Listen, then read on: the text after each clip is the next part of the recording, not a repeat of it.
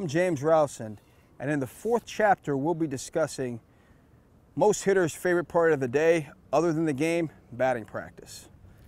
As we get into batting practice, one of the first parts about batting practice is creating a routine that's going to prepare you for the game. Most times when I'm dealing with major league hitters, I always tend to remind them that batting practice is just that, practice.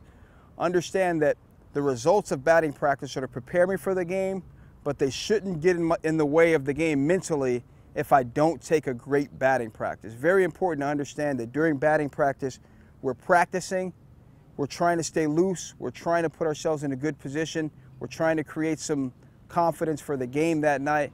But once again, batting practice statistics aren't kept. Game statistics are kept. Very important to understand that, because you will see many young hitters get very frustrated with batting practice if it's not going well, and that attitude carry over into the game. We can't allow that to happen. Creating a routine, very important. What do I do in batting practice? How do I utilize my time in batting practice? These are questions that are asked most of the time.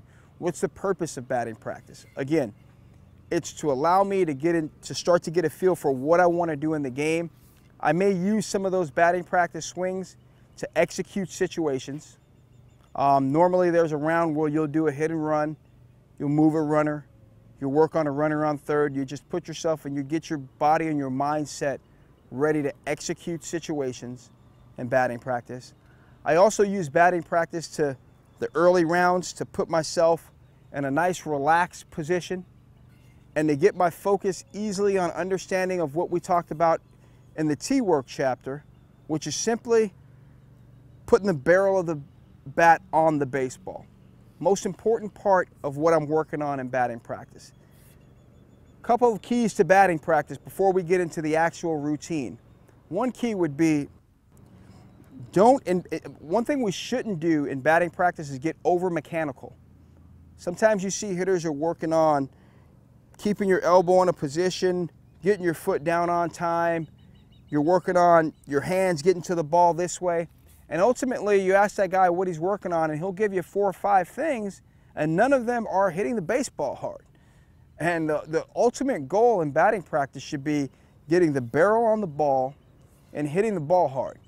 So as we go through the different routines and what we're working on, understand we're going to work on them, but we're also going to work on making sure we have hard contact consistently during batting practice.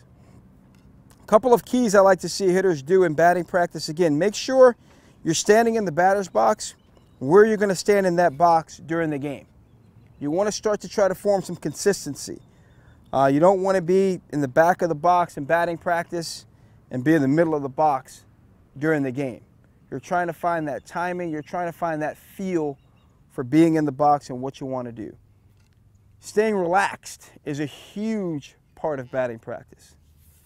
Loose hands and a relaxed upper body with loose hands allow you to really be able to throw that barrel at the ball with some looseness, release the barrel with some consistency. If I have tension in batting practice and I grab the bat tightly, what I end up doing overall is now I can't really control that barrel. My swing will get long, my swing will be inconsistent, I'll make inconsistent contact. So as I'm starting to work in batting practice early in the routine, it's all about staying relaxed, focusing on the barrel of the bat on the baseball to begin with. You see many batting practice routines start with bunts. Normally a bunt to first base or a bunt to third base. Those situations are about focus. The reason I mentioned the bunts are focus. All hitters need to focus on the task at hand. So as simple as bunting a batting practice pitcher's pitch, if I don't execute that, generally that's going to be a lack of focus on my part, and I need to be able to start my batting practice routine with focus. Have an objective, execute the objective, stay focused, is what I'm trying to do as a hitter. The first round is normally a couple of bunts. After that round, we would then go into giving yourself situations. Hit and run, move the runner, get the runner in, possibly a squeeze in that situation. Again, we're using these batting practice objectives in order to get the barrel of the bat on the ball, and execute individual situations in this process. The goal is to use the entire field in batting practice. It's not to just hit balls to right or not to just pull balls. The goal is to be able to get to many different pitches to cover many of the areas of the plate overall when we're going through our batting practice routine. Again, you see many hitters work on just simply directional hitting. We want to eliminate that. We want you to be athletes. We want you to be free. We want you to use your athleticism during this process. So I want you attacking all areas of the zone and understanding it's just about loose hands and about squaring up the baseball during this process. Don't overemphasize just the results of where the ball is going. Biggest key in batting practice for young players, batting practice is just that. It's not home run derby. Many times you'll see a lot of players getting batting practice and they're no longer concentrating on getting their swing ready for the game, but they're focused on maybe hitting home runs or, you know, how good do I look in batting practice? Again, those statistics aren't kept. It's important that you make sure when you're taking batting practice, you're focusing on preparing yourself for that night's game versus that night's pitcher. As you advance in the game, you may want to ask your batting practice pitcher to throw balls away if that night's pitcher throws a lot of baseballs away. If that pitcher may throw the ball inside a little bit, you may want to talk to your batting practice pitcher about maybe trying to throw a few balls inside. So you want to make sure the work that you're getting in batting practice is the work that's going to be preparing you for the game against that particular opponent or against that particular pitcher.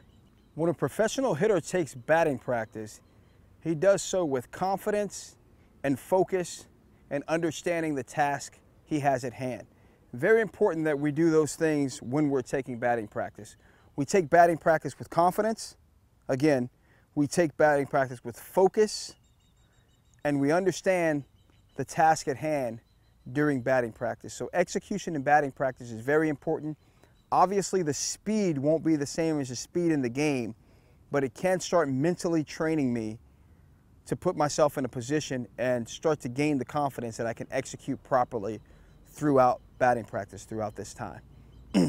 As we move deeper into batting practice and the finishing of our batting practice, one thing that happens, I think sometimes you'll see hitters take batting practice so often, they get their swing right, they feel good after about that third round, everything's going good, they're hitting the ball squared up, they're backspinning the ball, they feel good, and then they get in there and they take that fourth or that fifth round, and all of a sudden that swing falls apart a little maybe, or that swing, they start dropping the bat head. Now they go from having a successful round, feeling good about themselves, feeling confident, feeling ready for the game, to those last couple of swings feeling as if, oh man, maybe I need a few more swings. I think it's very important that you start to learn as you get older and as you learn in the game. You start to learn once you feel good, that's our goal.